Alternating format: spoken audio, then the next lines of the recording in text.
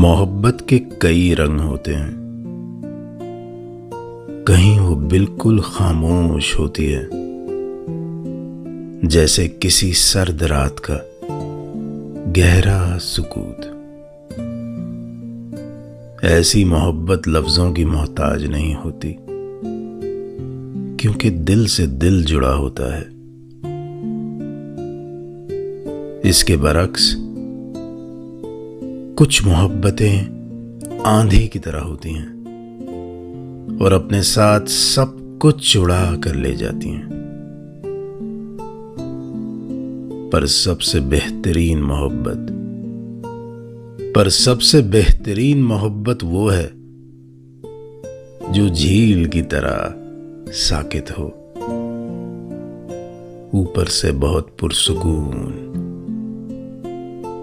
पर अंदर से बहुत गहरी। ऐसी मोहब्बत बड़े से बड़े तूफान और बड़ी से बड़ी मुश्किल को अपने अंदर समेट लेने का हौसला रखती है। अपनी मोहब्बत को झील जैसा बनाओ।